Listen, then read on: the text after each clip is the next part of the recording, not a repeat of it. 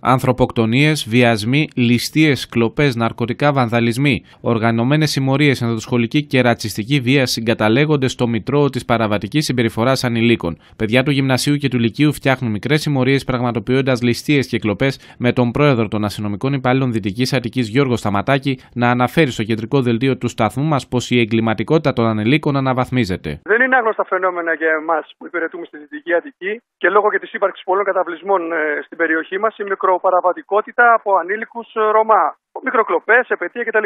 Απλά ό,τι φαίνεται και η εγκληματικότητα ανηλίκων αναβαθμίζεται. Καθημερινά δυστυχώς επιβεβαιωνόμαστε για την εγκληματικότητα στη Δυτική Αττική. Ακόμα και ανήλικοι παραβάτες συλλαμβάνονται. Άμεση ενίσχυση της αστυνομίας πριν να είναι πολύ αργά. Φοβάμαι ότι θα θρηνήσουμε θύματα. Κάποιες φορές κάνουν και το παραπέτασμα καπνού, ας πούμε, ούτως ώστε μεγαλύτεροι σε ηλικία Ρωμά να προβαίνουν σε κλοπές, επετεία. Ως επιτοπλίστων μέχρι τώρα είχαμε αυτά τα κρούσματα. Αλλά από ό,τι φαίνεται αναβαθμίζεται η εγκληματικότητα και στους ανήλικους, τουλάχιστον στην περιοχή μας. Σύμφωνα με τα στοιχεία των ειδικών, η εγκληματικότητα των ανηλίκων έχει αυξηθεί τις χρονιές της κρίσης. Τους λόγους μας εξηγεί η κοινωνιολόγος Ευαγγελία Τσαπατσάρη. Το πρόβλημα όμως της νεανικής παραβατικότητας και ειδικά των ανηλίκων είναι πολυδιάστατο και εξαρτάται από τη συνολική δράση πολλών τομέων. Είτε είναι προσωπική, είτε οικογενειακή, είτε τη ίδια τη δομή τη κοινωνία που ζούμε. Σημαντικό ρόλο αρχικά παίζουν οι οικονομικοί και κοινωνικοί παράγοντες. Όπως καταλαβαίνετε, όταν βιώνουμε μια κοινωνικο-οικονομική κρίση, τα επίπεδα εγκληματικότητας σε όλες τις ηλικίες αυξάνονται. Η κρίση αυτή, η πολιτική αστάθεια, ίσως όταν συμβαίνει, η αποδυνάμωση θεσμών συνδέεται άρρηκτα με την αύξηση της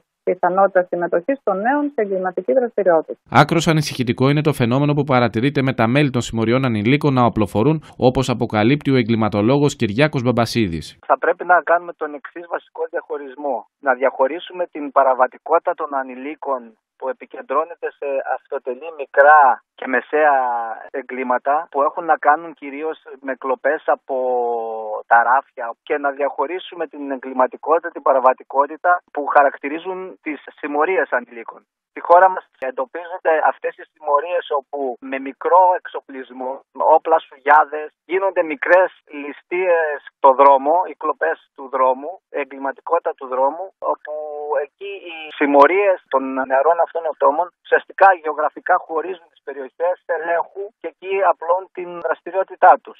Γι' αυτό και πολλές φορές μπορεί να έχουμε και κάποιες συγκρούσεις συμμοριών, κυρίως για τον έλεγχο της περιοχής. Άρα λοιπόν, επικεντρώνοντας, θα λέγαμε ως πρώτη βασική παρατήρηση ότι είναι τα εγκλήματα του δρόμου.